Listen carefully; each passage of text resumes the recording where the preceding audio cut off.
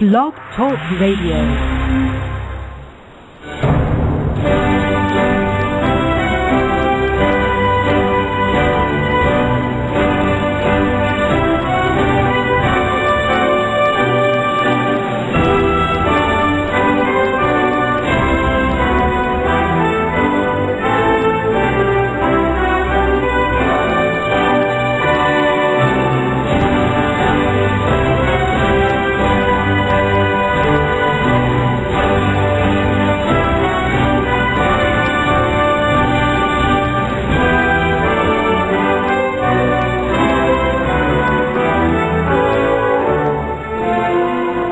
Amigos, estamos aqui de volta. Como sempre, começamos invocando a Santíssima Virgem Maria e o Santo Padre Pio de Pietrelcina para que roguem a Deus que nenhuma injustiça se cometa nesse programa. Queria, antes de tudo, aqui assinalar com grande pesar o falecimento de Dom Luiz Gonzaga Bergonzini, uma das figuras mais nobres que a Igreja Católica ainda tinha no Brasil. Eu peço a todos os meus amigos, sejam cristãos, católicos ou protestantes, que orem para que Deus receba na sua glória esse seu grande e valente servidor. Uma outra coisa que eu queria assinalar para vocês é que procurassem no YouTube um documentário chamado Obama and Israel. É uma das coisas mais impressionantes que eu vi na minha vida. Porque os Estados Unidos construíram uma excelente relação com Israel ao longo de mais de meio século de colaboração e alianças, e Israel é tido como o mais firme aliado dos Estados Unidos e vice-versa. E o Obama, ele tem gratuitamente conseguido destruir isso pelos pretextos mais fúteis e das maneiras mais escandalosas que vocês podem imaginar. Uma delas foi assim: a última vez que veio aqui o Benjamin Netanyahu, ele veio sem assessores, porque era uma conversa reservada entre ele e o Obama, e os camaradas simplesmente o deixaram procurando o Obama pela Casa Branca durante 1h30. Quer dizer, o homem lá que nem um palhaço, andando para cima e para lá, que isso é uma ofensa monstruosa, né? E depois disso, o Obama começou a fazer exigências absolutamente inaceitáveis. Eu sei que o Netanyahu saiu daqui com a mão à frente e outra atrás, totalmente humilhado e criando uma situação internacional absolutamente desnecessária. Mas assistam lá que vocês vão ver que é um negócio absolutamente sistemático da parte do Obama. Quer dizer, o Obama está mesmo do lado dos inimigos de Israel. Ele aceita e quer a destruição completa de Israel, que está no programa do Irã e da Fraternidade Islâmica, etc, etc. Até outro dia tem um importante líder egípcio dizendo: não, nós não queremos apenas a derrota de Israel, nós queremos a destruição completa. Nós queremos instalar em Jerusalém a capital do Egito. Quer dizer, uma declaração mais explícita de agressão imperialista não poderia haver. E o Obama está lá dando corda para os caras. Agora o negócio complicou pelo seguinte: o Obama está dando força para esse pessoal da Fraternidade Islâmica, que é barbaramente anti-americano, né? Ele está promovendo a ascensão desses caras ao poder em todo o Oriente Médio. Só que na Síria o negócio complicou, porque a resistência do governo, né, lá foi um pouco mais violenta do que em outros lugares. O Hafez Assad não está a fim de dar moleza para ninguém, então desencadeou lá uma matança. Então, quer dizer, isso é briga de Beelzebub com Satanás, evidentemente. Só que, né, o governo americano está do lado da Fraternidade Islâmica e a Rússia está do lado do Assad. E acabam de mandar para a Síria, a Rússia acaba de mandar para a Síria um monte desses helicópteros de batalha, como é que vai permitir o cara fazer um morticínio extraordinário. Então, evidentemente, a guerra vai escalar. E o Putin já avisou, falou: olha, se você não conseguir controlar essa merda em 6 dias, vai haver guerra. Quer dizer o quê? A Rússia vai ocupar a Síria, né? Enquanto isso, né, está o governo americano tentando alisar os dois lados. Quer dizer, alisa a Fraternidade Islâmica e está alisando a Rússia também, porque o governo americano também acaba de comprar um monte de helicópteros da mesma fábrica russa que está mandando helicópteros para a Síria. Tá certo? Então, quando vem a notícia, olha, a Rússia está enchendo lá de helicópteros e de outras armas, né? A Hillary Clinton ficou sem saber o que fazer, está perplexa, coitadinha. Fala, Mas como está perplexa? Quem não sabe que a Rússia vai fazer isso, porra? Né? O Irã está apoiando o cara da Síria, né? E a Rússia também. Por falar nisso, esses dias houve aqui uma conferência do general Ion Mihai Pachepa, que era o chefe da KGB na Romênia, a espionagem romena. Então, a KGB, ela, para atuar no terceiro mundo, ela não atuava diretamente, ela usava os serviços secretos dos países satélites, como, por exemplo, no Brasil, era o serviço secreto da Tchecoslováquia. Você não tinha agentes russos, era só agente da Tchecoslováquia que ia para o Brasil, entre os quais o Ladislau Bittman, que escreveu aquele livro importantíssimo, The KGB and Soviet Disinformation, onde conta a história de que em 1964 a KGB tinha na sua folha de pagamentos uma centena ou mais de jornalistas brasileiros. Até hoje os caras estão completamente anônimos, porque ninguém, né, a Comissão da Verdade e outros, né, investigadores não querem saber isso aí. Então, do mesmo modo, no Oriente Médio, o país que era delegado para atuar lá era a Romênia. Então, e na época, o serviço secreto romeno era comandado por esse general Ion Mihai Pachepa.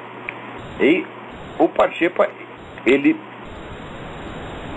conta, por exemplo, que a figura do Yasser Arafat foi inteiramente uma criação dele. Falou, nós criamos o Arafat, nós o educamos, nós o preparamos, nós o doutrinamos, e ele era agente nosso o tempo todo, né?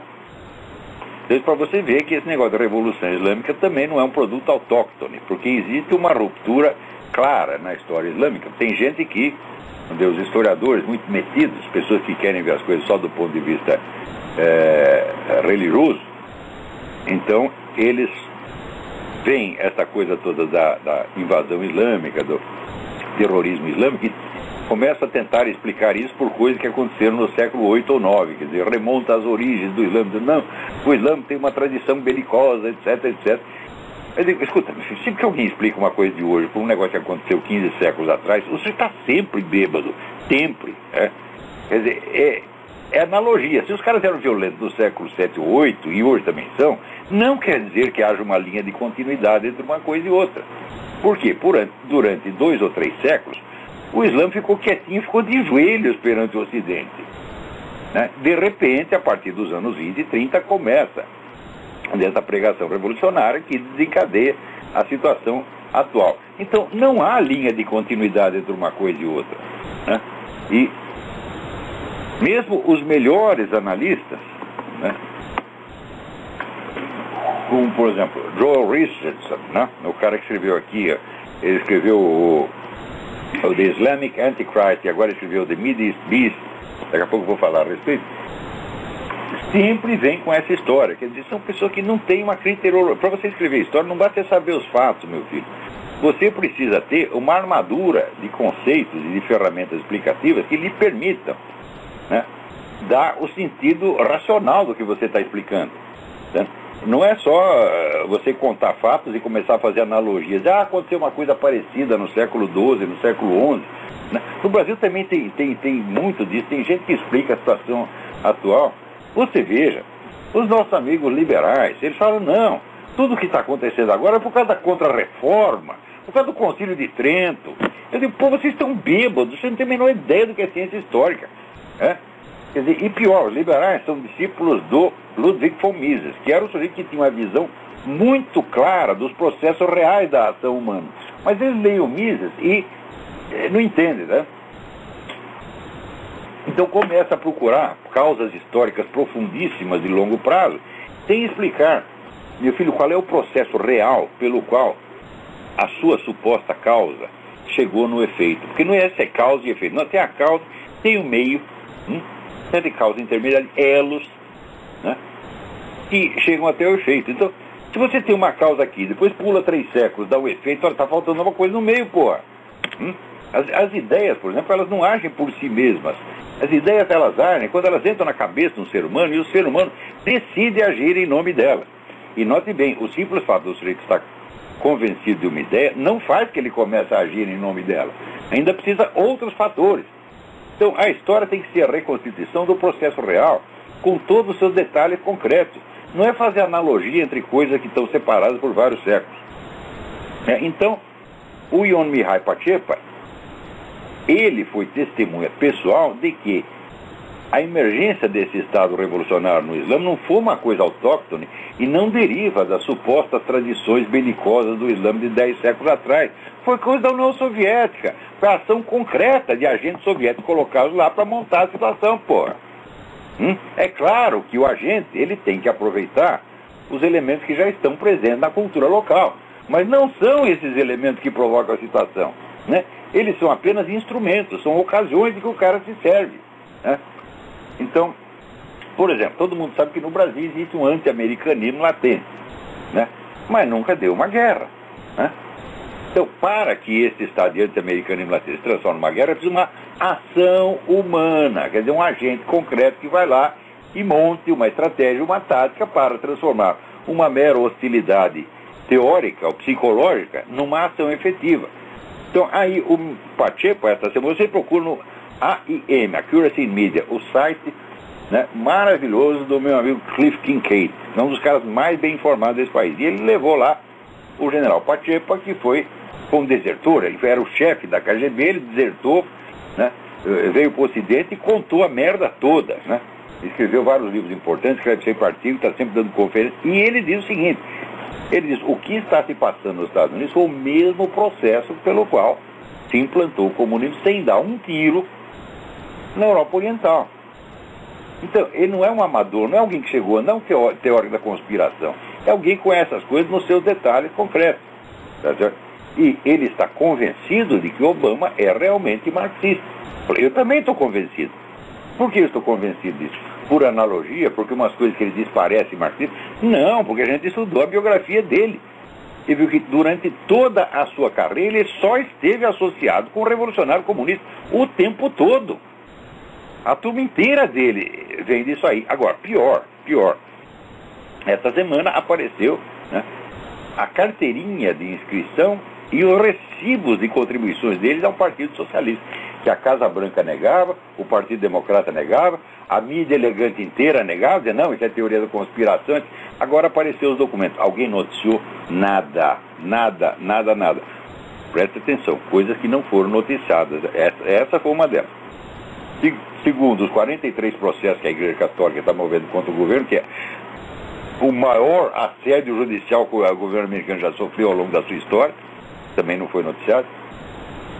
As manifestações que aconteceram aqui em 164 cidades contra o Obamacare, contra o plano de saúde do Obama, nada disso foi noticiado. Como é possível? É possível pelo seguinte, eu explico para vocês. A grande mídia hoje só tem duas funções. A primeira é censura, a segunda é controle social. Ela não tem mais nada a ver com investigação de fatos e divulgação de informações. Preste atenção. Eu não estou falando que a mídia está distorcendo. Ela não está distorcendo, ela está cumprindo a sua função. Sua função é censura e controle social. Se você quer informação, meu filho, você vai ter que procurar na internet, vai ter que procurar em fonte direta, vai ter que perguntar para as pessoas, vai ter que ler livros. Grande mídia não é para acreditar em uma só palavra, não é para usar nem como referência, é para esquecer o que eles estão dizendo. Você só pode acompanhar para ver qual é a forma que a manipulação está tomando. Quer dizer, é uma coisa que só deve ser lida por profissionais, por estudiosos da coisa. O cidadão comum, se quer informação, não vá no Estadão, não vá na Folha, não vá no Globo, sobretudo não vá na Rede Globo, daqui a pouco eu vou comentar algo da Rede Globo, não vá no New York Times, não vá na CNN, procure fontes diretas, o mais próximo possível dos personagens envolvidos na trama. Procure documentos, procure depoimentos diretos, e assim, não confie na grande mídia em nada. Então, note bem, que aqui, mesmo aqui nos Estados Unidos, as pessoas não perceberam isso. Elas ainda estão falando que existe um viés esquerdista. Não, viés esquerdista existia 20 anos atrás, meu filho, né? Então, quer dizer, a mídia tinha a sua função normal, mas ela a distorcia, né? Ela a deformava pela introdução de um viés ideológico que selecionava as notícias e dava, como é que diz? Torcia os fatos para dar o sentido que eles queriam. Hoje não é mais isto, tá? Hoje só tem a censura e a engenharia social, né? Procurem, e não é só nos Estados Unidos ou no Brasil. Procura esse livro aqui, é indispensável. Elisabeth Lévy, Les Maîtres Censeurs, Os Mestres Censores. Você vê como é que o negócio está na França, está até mais bravo do que aqui.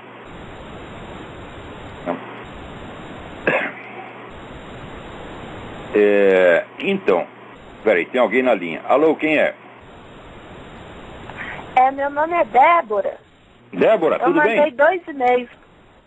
Tudo bom. Eu mandei 2 e-mails para o senhor, porque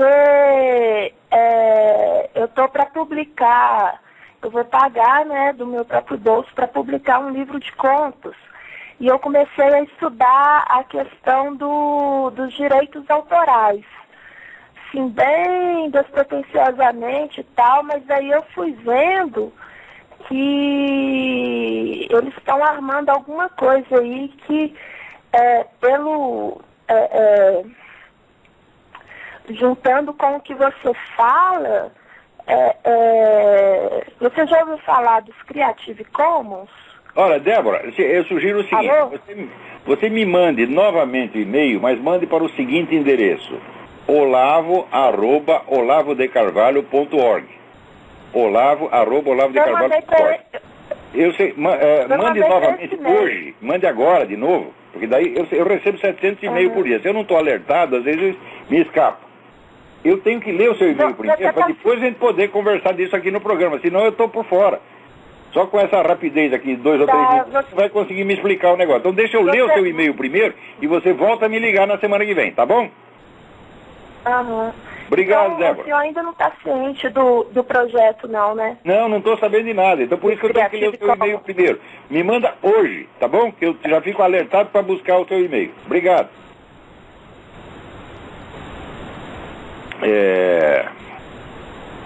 Então, aqui vocês assistiram aquele filme Gattaca, né? É um filme que trata de uma sociedade futura onde todo mundo está classificado geneticamente. Você tem uma estrutura de classe toda determinada geneticamente. Pois olha, o que aqui o governo americano agora está tentando implantar esse negócio. Eles descobriram que eles vão testar os bebês, né, já no ventre das suas mães, para 3.500 deficiências possíveis. Então, você já vai nascer classificado, meu filho. Agora, você imagina você com essa ficha genética, né? A ficha genética vai ser naturalmente investigada pelos seus futuros empregadores. Ou se você faz um concurso para um emprego público, né? É inevitável que isso aconteça. Basta você testar, basta ter o resultado do teste, ele vai estar arquivado em algum lugar e alguém vai querer saber daquilo e mais dia menos dia vai saber. Em primeiríssimo lugar quem? O próprio governo, porra! Né? Quer dizer, você faz um concurso lá para ser gari, para ser varredor de rua, tá certo? Numa cidade lá no fundo do Oregon, tá lá, a prefeitura vai solicitar a sua ficha genética. Fala, não, você não pode, porque você tem isso, mas aquilo. Eles não vão dizer isso, mas vão te cortar, vão te boicotar. Então, assista esse filme Gattaca com 2 T's, é um filme muito impressionante.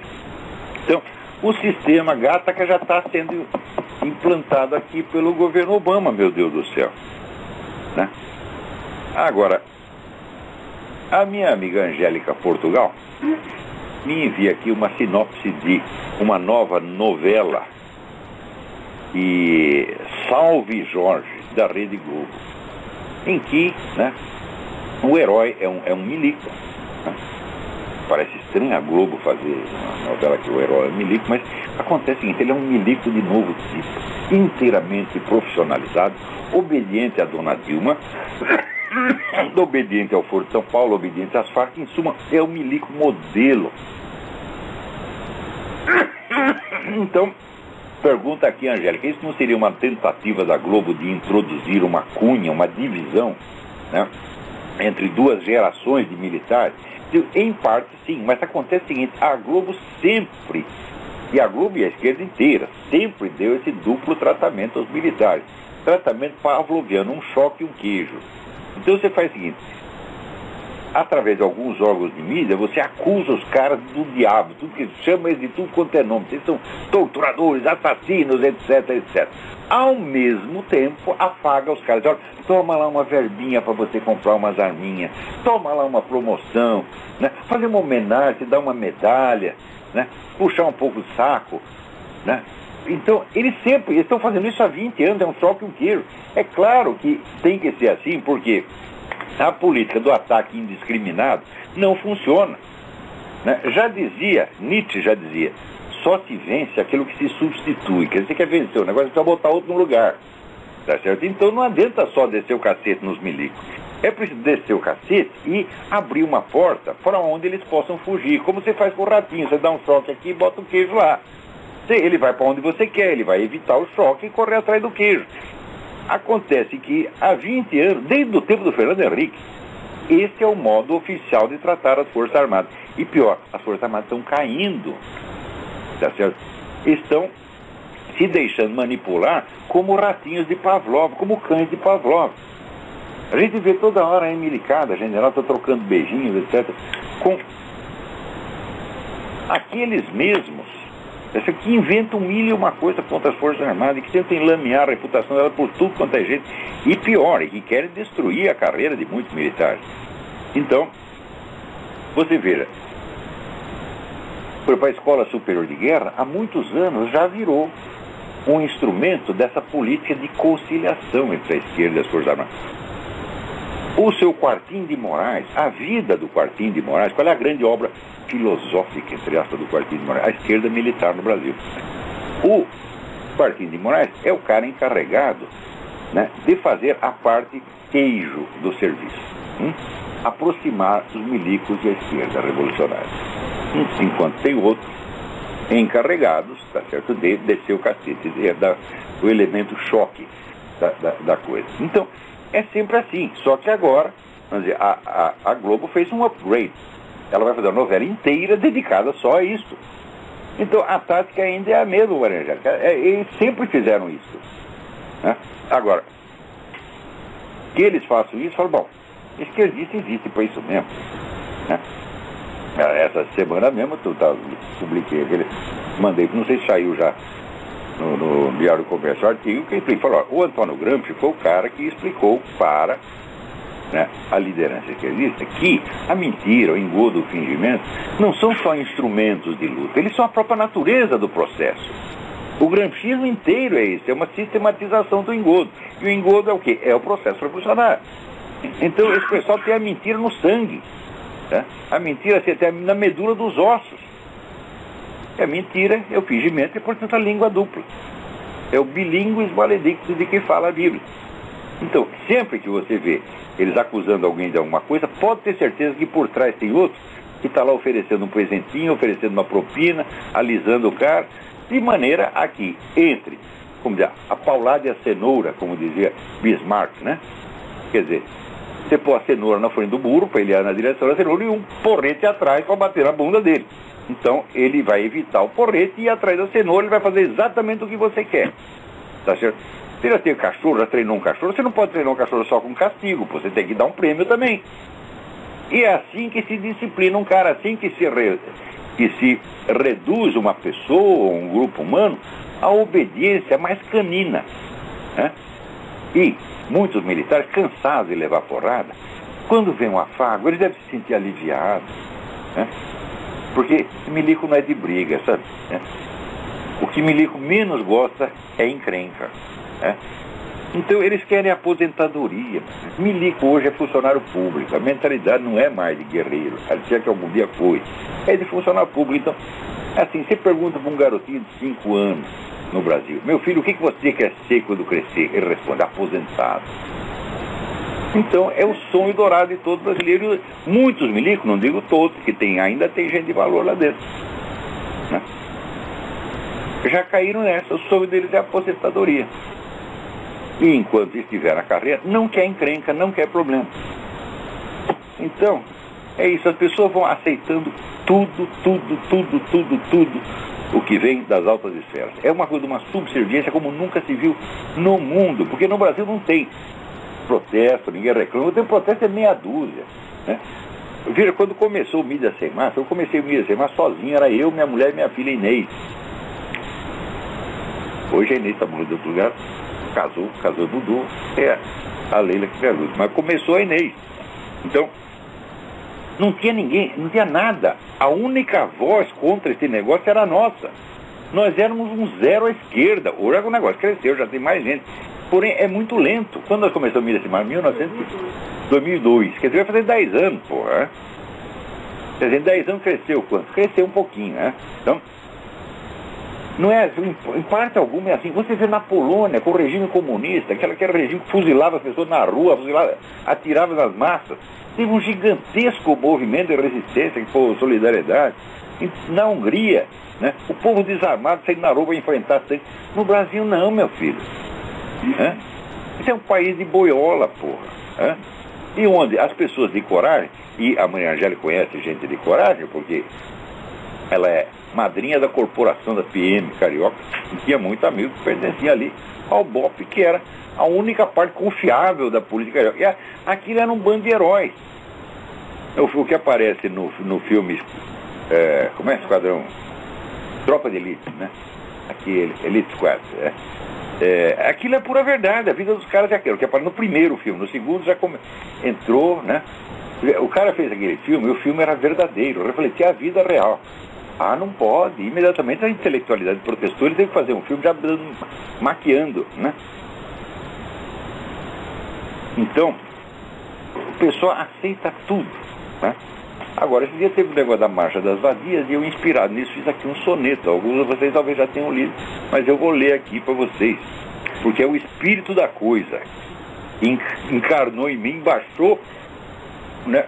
O espírito da sacanagem, da estupidez, baixou aqui e eu escrevi este soneto que se chama A Marcha do Vadio, ou Soneto do Novo Calígula, com o subtítulo O Imperador Devasso ressuscita no Brasil e faz o maior sucesso. Então eu aqui no soneto, né, tomando a palavra em nome do Calígula, declaro o seguinte: pelado e altivo sairei pelas praças, com o meu peru à mostra, ereto e duro, e mandarei marcar com ferro em brasa quem nele veja algo de feio e impuro. Do alto dos templos tocarei punheta, e por força de lei será proibido conjecturar que há nisso troça ou treta ou coisa de maluco pervertido. Mostrar o pau em público é um direito, o cume da moral e da beleza ao qual ninguém pode negar respeito. Sou o novo paradigma. O estarado é quem sente conforme a natureza, em vez de ceder tudo à moda e ao Estado. Então, tá lá, esse aqui está no Midas Sem Máscara, né? Agora eu estou fazendo um outro soneto, né? Que é o Zé Dirceu indignado, né? Reclamando, mas que caralho de justiça é essa? E vocês vão ver, né?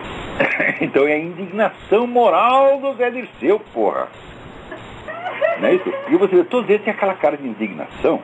É uma coisa que só comunista consegue fazer.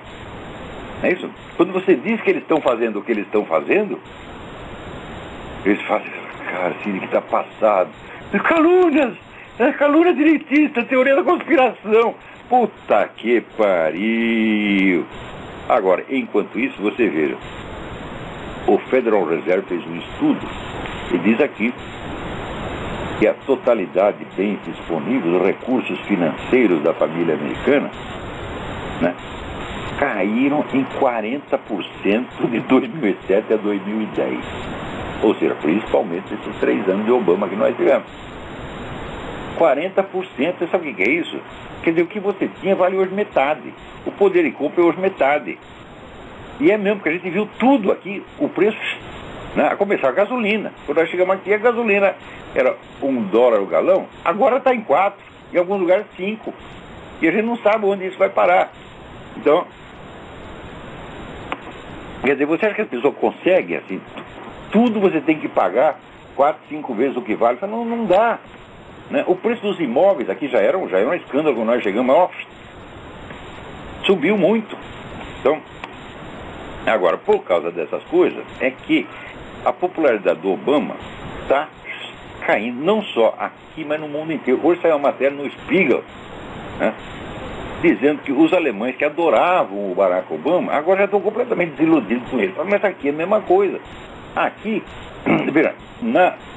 na Europa, o apoio do Obama, que era mais de 60%, baixou para 27%. Quer dizer que se a eleição fosse na Europa, ele não se elegia nem vereador, tá certo?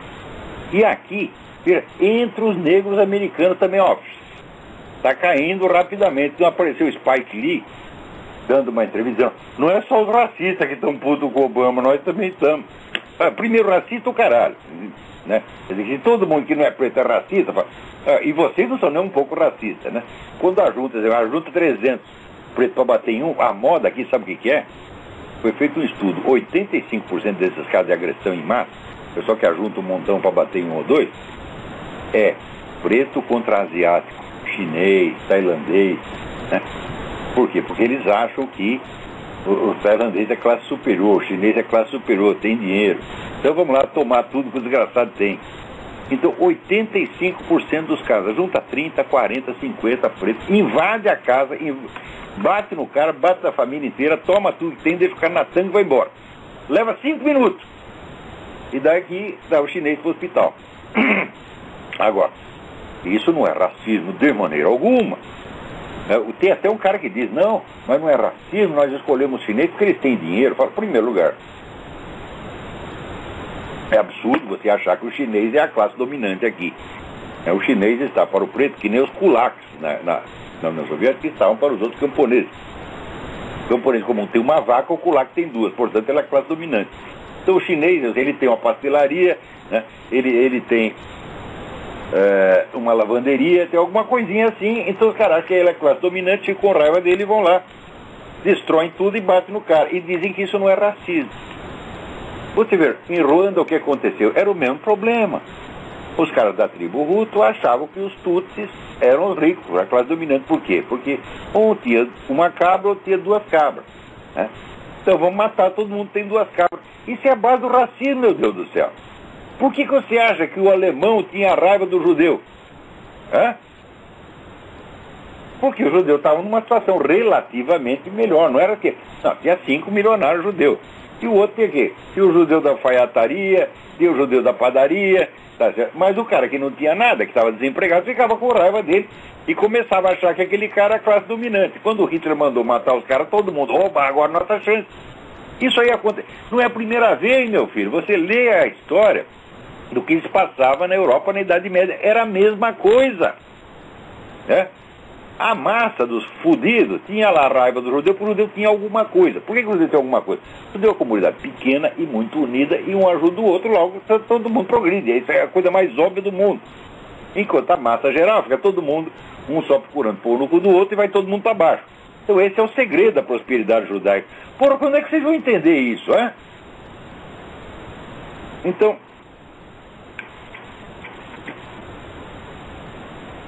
você vê, claro que existem conflitos dentro da comunidade judaica. Tem, por exemplo, judeu esquerdista, que é um monte, tem judeu direitista, judeu conservador, tem tudo isso. Mas na hora do vamos ver, eles se ajudam uns aos outros, né? Então, por exemplo, os judeus imigrantes chegam num país, eles logo se juntam. E um oferece emprego pro outro, protege. Então é por isso que vão pra frente, é só por causa disso, porra. Não tem outro segredo, né?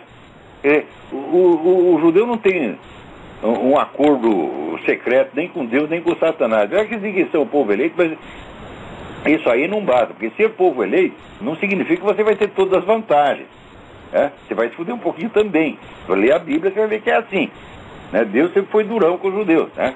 Então, ele não tem acordo secreto nem com Deus, nem com Satanás. Ele simplesmente tem um acordo público com eles mesmos. Então, por isso, eles vão para frente.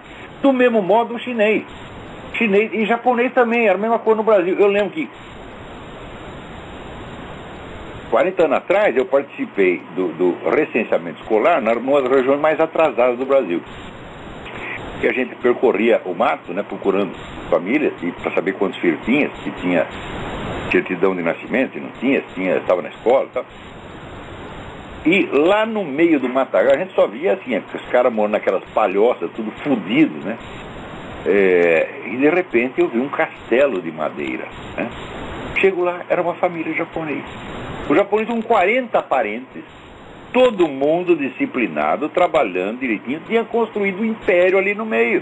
Chegou com uma mão adiante, outra atrás, chegou até pior do que o brasileiro. Só que, pela união, organização e trabalho sério, conseguiram alguma coisa. O judeu, mesma coisa. Então, o judeu na Alemanha era alvo de inveja desses caras. Na Idade Média, a mesma coisa, porra. Aí o pessoal fala mal da Inquisição. Você quer saber quem parou com a matança de judeu? Foi a Inquisição. Porque antes era assim, a massa ignara juntava, né, instigada por algum agitador filha da puta. Ah, vamos lá matar o judeu, tomar tudo que ele tem. Pronto, daqui a pouco tomava, invadia a casa do judeu, tomava tudo, dava num cacete, matava o cara, tá certo? E no dia seguinte ninguém sabia quem foi, né? Então, a Inquisição é que fez parar com isso. Então vocês estudam a história, né? Saiu, em 1993, o Papa João Paulo II nomeou uma enorme comissão de historiadores cristãos e não cristãos. Ali tinha cristão, tinha judeu, tinha ateu, tinha muçulmano, tinha tudo. Mas eram os melhores historiadores do ramo. Eles vamos tirar limpo essa porra da Inquisição. E você quer saber? O livro é um relatório de 800 páginas. A Inquisição sai bonito dali, né? Então, só para você ter uma ideia, né? A Inquisição em 20 países, né, condenou lá umas 27 bruxas, enquanto só na Suíça, que é um paísinho desse tamanho, a reforma protestante mandou assar 500. Né? Então, o negócio a história não é bem como vocês... Olha, tem gente cuja cultura histórica vem todo do cinema. Você assiste o filme, assiste lá O Nome da Rosa, né, e acha que sabe alguma coisa, mas é assim. Quer dizer, essa história de que é obra de ficção, é obra de imaginação, é obra de imaginação que impregna na cabeça das pessoas e cria a imagem que elas têm da história, porra. Ou seja, as obras de arte podem ser criminosas, sim. E eu acho que quando existe uma falsificação grave da história, e essa falsificação vem em prejuízo de uma pessoa, de um grupo, as pessoas devem processar o autor da coisa. Então, deve ter a liberdade de criar e fazer, mas tem que responder pelas consequências das suas ações. Porra, que merda é essa, hein? Então, com todas estas coisas que o Obama tem feito aqui, a popularidade dele está caindo, que é uma coisa medonha. Muito provavelmente o Mitt Romney vai sair vencedor e, sinceramente, eu não acredito. Tem muito conservador aqui que odeia o Mitt Romney, que diz que ele fez certos acordos com o pessoal do movimento gaysista, né, no seu estado, ou com o movimento abortista. Eu digo, todo político faz essas coisas, né? Todo político faz. Não tem um que saia limpo. Agora mesmo está acabando de ler uma biografia do general de Gaulle. Vocês não imaginam a quantidade de sacanagem, de crimes que esse cara fez para tomar o poder na França. Mas ele gosta de mandar matar os concorrentes, tá entendendo? Né, tinha o almirante Darlan que estava... Esse tinha um verdadeiro resistente, porque ele tinha conseguido levar uma parte das tropas francesas para a África do Norte, e tinha ali um exército organizado. Ele era alguma coisa, ao passo que o de Gaulle não tinha um soldado, não tinha uma arminha, não tinha um estilingue, né, e posava de comandante das forças francesas inexistentes. Então, o de Gaulle simplesmente mandou matar o cara, porra, para tirar o sujeito do caminho. Então, esse é outro bom filho da puta que entrou para a história como se fosse um grande herói. Então, agora... Você não vai ver isso no cinema, porra. Você precisa estudar, caralho. Né? Então, todo mundo que aprende história no cinema tem ideia completamente errada. Ele só vive por estereótipos, por chavões. Né? Então, por exemplo, outra coisa que não é noticiada aqui, essa matança de cristão que não para no mundo. Você vê, tem duas maneiras de você perseguir o cristão. Tem a maneira oriental e a maneira ocidental. A maneira oriental é a mais simples, prática e rápida. Mata os caras. E no Ocidente, não. Você boicota, você tira os meios dos caras. Você vê, na Dinamarca, agora tem uma lei que obriga a igreja luterana, o decreto eu peguei luterana, quer dizer, as outras, por enquanto, escaparam. Mas a igreja luterana, que é a maior da Dinamarca, obriga a igreja luterana a oficiar casamento gay. Querendo ou não querendo. Se você se recusa a fazer... o pastor não pode fazer o casamento gay, porque a Bíblia não faz, só vai pra cana. Isso na Dinamarca, que é a democracia. Então tem o modo ditatorial e o modo democrático de pôr no cu dos cristãos. Né? Então,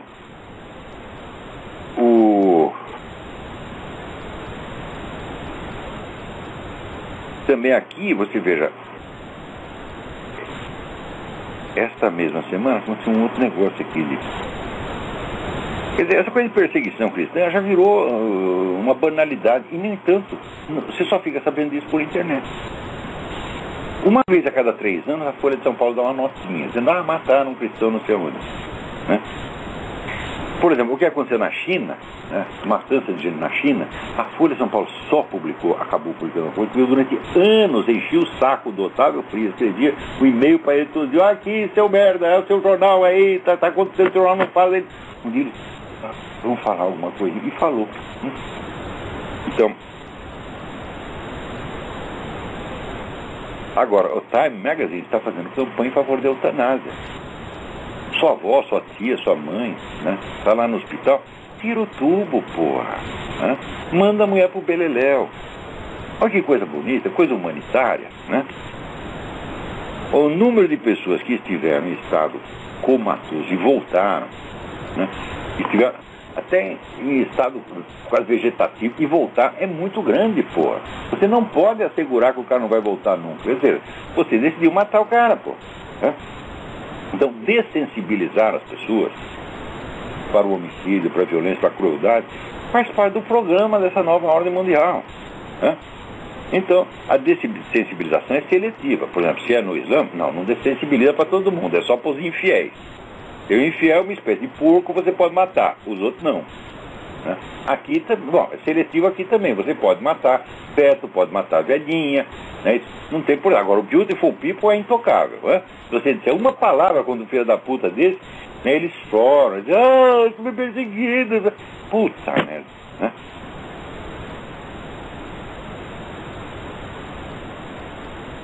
Agora, o exemplo que eu vou te dar, puta que pariu. Tem um ativista gay aqui que foi condenado por mexer com menor de idade. Então,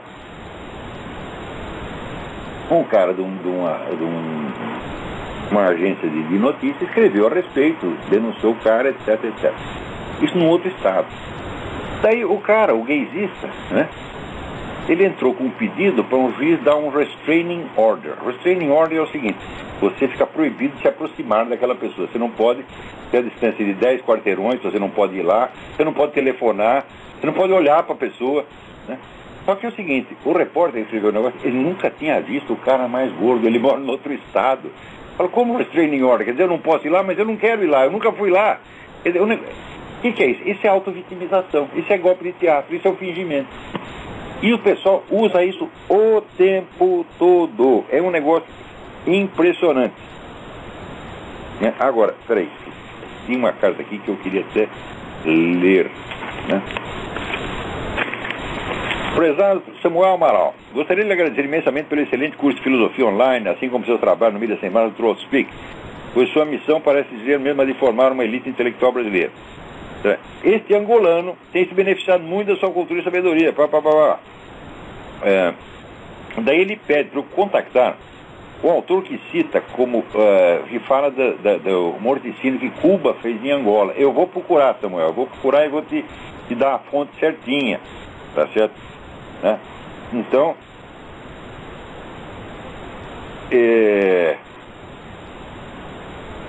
então ele diz que ele lamenta muito que o Rodrigo Constantino deve estar muito preocupado agora que a seita do Olavo, o circo de Olavete, está a contaminar o continente africano.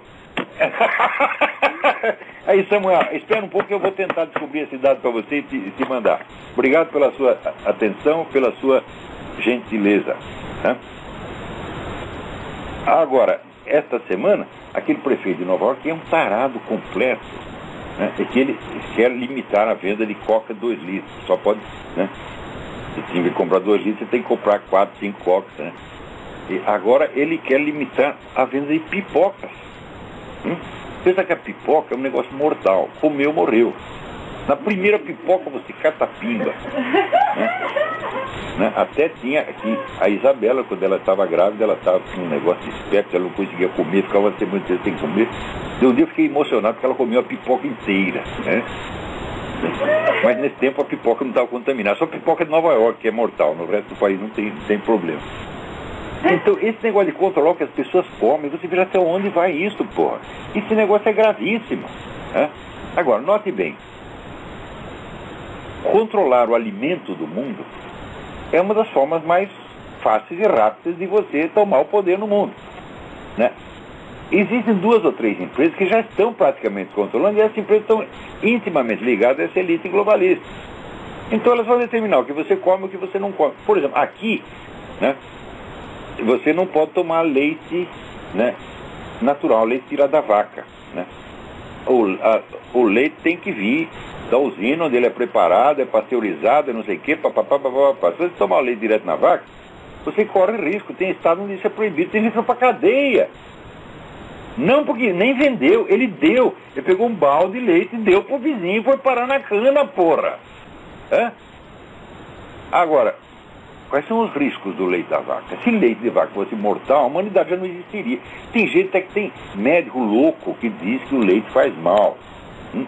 Uma vez eu tinha uma namoradinha, eu rompi com ela porque ela falou que o leite faz mal, né? Eu adorava ela falou, leite faz mal, eu falei, não quero mais, tchau. De louco chega eu. Então... Então, esse negócio do controle da vida privada, isso está avançando dia a dia. O pessoal no começo ri, acha engraçado. De fato é engraçado. Mas você vê, essa mistura do engraçado e do ameaçador, tá certo? Do cômico e do temível, é característico da manipulação revolucionária. Você já viu um discurso de Adolf Hitler? Você vê o cara que tem vontade de rir. Só que é o seguinte, o que ele está falando é o seguinte, isso que eu estou dizendo é no seu cu. Nós vamos matar você. Está falando com aquele jeito grotesco que você tem vontade de... Você não sabe se ri ou se sai correndo. Então, essa é uma, vamos dizer, estimulação contraditória. Então, o estilo retórico, oratório do Hitler era uma estimulação contraditória sistematizada, feita para desorientar as pessoas. Então, quando você não sabe o que fazer, isso aí está mais do que provado. E a estimulação contraditória, ela rompe os canais sinápticos do seu cérebro, tá certo? Você não fica totalmente desorientado e a reação instintiva é você ceder e obedecer. Já que eu não sei o que fazer, alguém vai decidir por mim. Essa técnica existe há mais de 80 anos, meu Deus do céu. E as pessoas ainda caem. Então,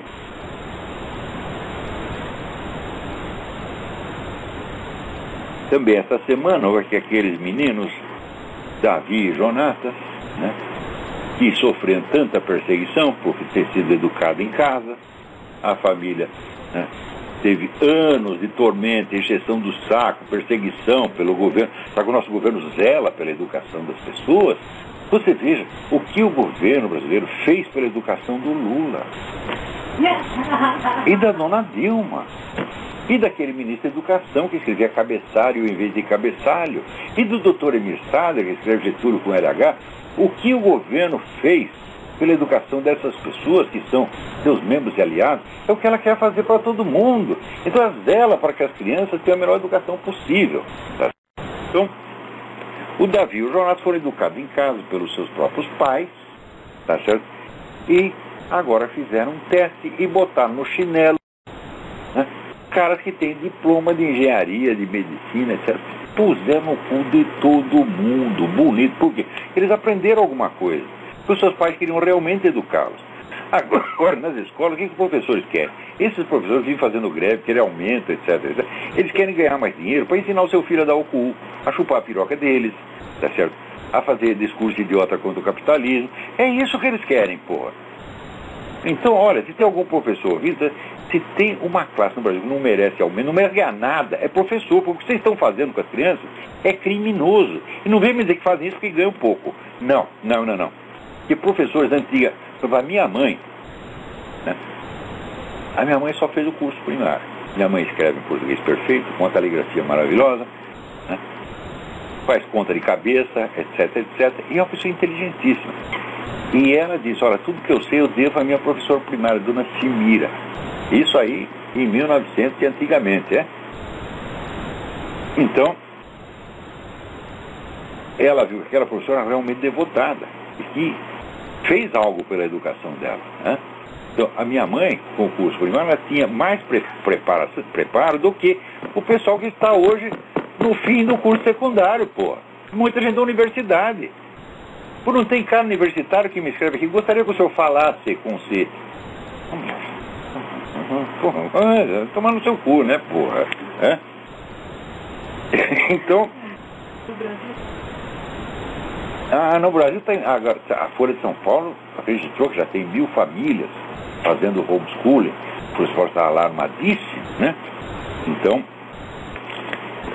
tem lá uma juíza dando palpite, uma juíza certamente analfabeta, né? Que quer que os outros sejam analfabetos do mesmo estilo dela. Quer dizer, é uma coisa tão... A educação no Brasil é crime. Uma vez que eu escrevi, foi até citado na Folha, a frase da semana. Diz que no Brasil, a única diferença entre a educação e o crime organizado é que o crime é organizado. É só essa a diferença. Então, era piada. Naquele tempo, 20 anos atrás, era piada. Hoje não é literal, porra. Então, atenção. Tire seus filhos da escola. Eduque em casa. Resista. Lute. E um dia nós vamos derrubar essa farsa imensa que é a educação brasileira. O Ministério da Educação tem que ser fechado, o edifício tem que ser derrubado e fazer um estacionamento no lugar. Um estacionamento de cabras, né? Então, olha... procura o site educaçãodecrianças.com.br. Educação de crianças deve ser educaçãodecrianças.com.br. Tá certo? E também o site do Júlio Severo sempre noticia sobre isso. Agora, aqui nos Estados Unidos, bicho, a coisa chegou num ponto, não tem negócio de educação. Eu falei para vocês que a China está vendendo peças quebradas para equipamentos de defesa. Aviões, tanques, foguetes, etc. Só que é o seguinte, não é bem peças quebradas. São peças que podem ser controladas à distância, desde a China. E pior, o governo foi alertado disso mais de um ano atrás e não fez porra nenhuma. Então eu quero perguntar, quanto dinheiro vocês estão levando da China? Você não pode esquecer que o secretário da Defesa, o senhor Leon Panetta, era advogado do governo chinês. Então é impossível que não tenha levado algum. Agora, eu te falo, não podemos desconfiar do Leon Panetta. Mas essa coisa de você se recobrir de uma aparência de respeitabilidade, na hora mesmo que está metendo a mão no bolso das pessoas, tá entendendo? É uma coisa incrível. A desfaçatez, o descaramento desse governo americano hoje é uma coisa assim inacreditável. No tempo do Clinton já era meio assim, né? Mas o Clinton pelo menos era mais disfarçado. Esses caras não. Foi para essa semana, não teve aquele negócio tal do John Bryson, né? Que é o secretário do Comércio, que é um louco. Ele estava dirigindo o automóvel, bateu no outro carro, não contente, recuou e bateu de novo. Daí, evidentemente, foi preso, né? O Obama até agora nem telefonou pro cara. O governo americano disse, não estou sabendo de nada, não é comigo. Quer dizer, um ministro seu faz uma merda dessa, o país inteiro está sabendo e o governo ainda não tomou ciência. Na mesma semana, o Eric Holder, que é o ministro da Justiça, agora ele ficou com medo, porque os caras estão fazendo lá no Congresso uma acusação de desacato à corte. Daí o cara vai perder o cargo, evidentemente. Daí ele ficou com medo, foi lá e disse, não, isso vai dar uma crise constitucional, né? Eu faço qualquer negócio agora. Por quê? Porque ele estava escondendo informações sobre aquela operação Fast and Furious, que o governo americano entregou armas para traficantes mexicanos. E depois essas armas foram usadas para matar mexicano e para matar pelo menos um agente da segurança americana. Então o Congresso quer saber que merda é essa. Então ficaram 2 anos pedindo documento pro cara e ele pulando fora. Essa é outra especialidade do governo Obama, esconder documento. Agora, esta semana, para não dizer que está tudo perdido, tem um processo rolando na Flórida que é muito interessante, que é um processo para vetar a candidatura Obama nas próximas eleições no estado da Flórida. Esse processo escapa da questão do standing, da legitimidade, porque a lei, primeiro, esse processo não tem nada a ver com a inelegibilidade anterior, mas é para a próxima eleição, e a lei da Flórida assegura a qualquer eleitor o direito de solicitar o veto a uma candidatura se o candidato não atender aos requisitos. Pior, o juiz que está julgando o processo é o cara que já solicitou ao governo americano, diz, olha, vocês estão dando ao negócio da cidadão nativo uma interpretação diferente. Então, por favor, citem a fonte, né?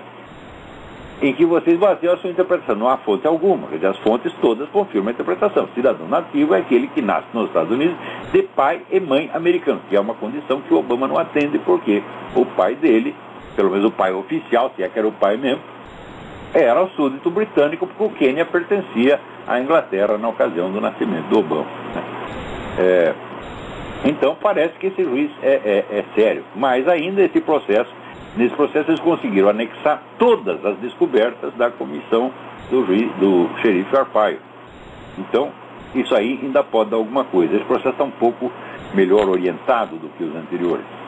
Aliás, tem um artigo que eu escrevi, fazendo análise por os erros de estratégia e de tática que os Busters fizeram desde o início. Vai sair com o título de Aparência Respeitável, vai sair no Diário do Comércio nos próximos dias. Eu não vou ler para vocês, porque... Quantos minutos nós temos? 4? Será que em 4 minutos eu leio isso? Eu vou ler. Desde o começo, se acabar no meio, dane-se, lê o resto no Diário do Comércio. Desde o começo da sua epopeia, os Busters não seguiram a estratégia mais simples e racional que teria lhes permitido, já em 2008, jogar Barack Hussein Obama na lata de lixo da história de uma vez para sempre. A tese que defendiam era substancialmente verdadeira. O homem havia se apresentado às eleições com falsa identidade. O lugar dele, portanto, não era na Casa Branca, nem mesmo no Senado ou na lista de candidatos, era na cadeia. Tendo nas mãos a prova do crime, poderiam tê-la desfechado logo no coração do inimigo, como uma bala de prata, e ir para casa seguros de que haviam não só dado cabo do vampiro, mas aleijado gravemente a ala esquerda do Partido Democrático. Bastava um processo criminal contra o qual Obama, então mero candidato, não tinha a proteção da imunidade presidencial, nem podia mobilizar o aparato repressivo e a máquina publicitária do Estado, como veio a fazer mais tarde. Em vez disso, preferiram dar ao caso as dimensões de uma crise constitucional, complicando tremendamente a guerra e envolvendo-se em intermináveis discussões sobre a elegibilidade e a nacionalidade do candidato, que debilitaram sua causa ao ponto de dar-lhe a aparência de uma teoria da conspiração, expô-la a toda sorte de gozações maliciosas e condená-la a uma sucessão de derrotas judiciais.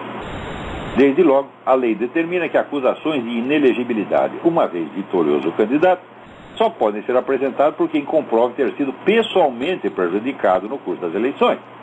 Como ninguém tem como provar isso, e só quem tem, que é o John McCain, não quer briga, todos os processos tentados pelos Busters até agora foram rejeitados in limine.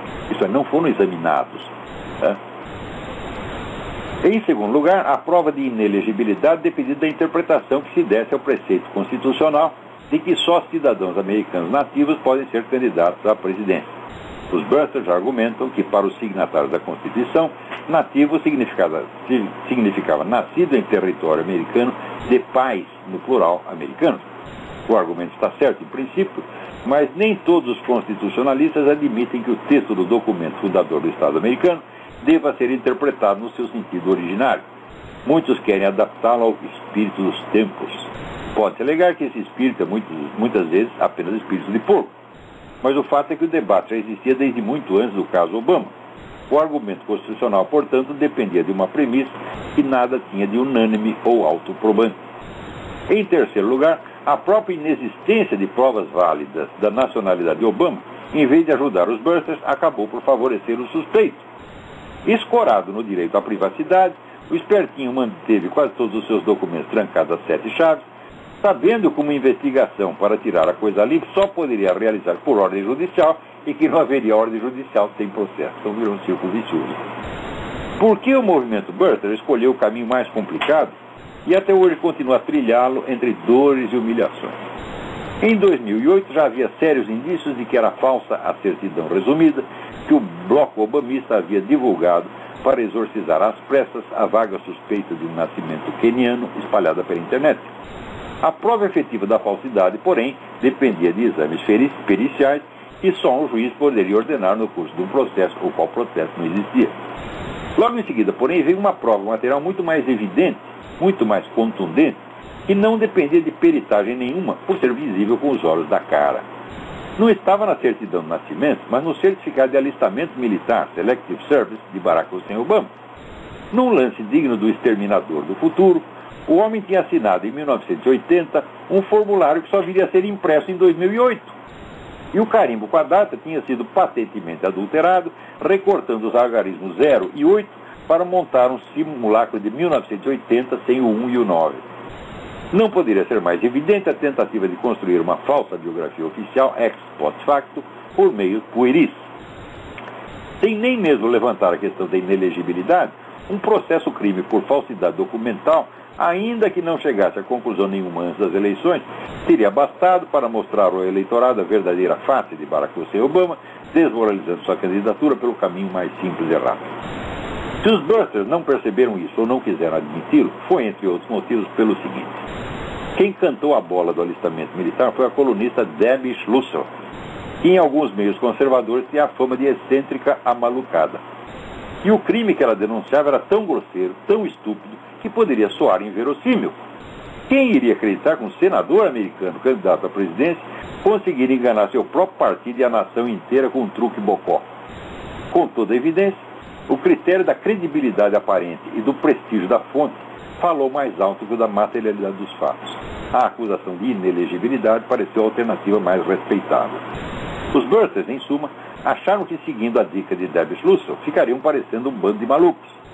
Ao optar pela aparência respeitável, não notaram que estavam cedendo terreno ao inimigo. Uma vez eleito e empossado, Obama já não era um simples indivíduo, ele era a presidência. Investido assim da mais respeitável das aparências, afivelou com a maior facilidade a máscara de malucos no rosto daqueles que tudo haviam sacrificado para evitá-lo. Moral da história, antes uma verdade inverossímil do que uma verossimilhança enganosa. Então, até a semana que vem, muito obrigado.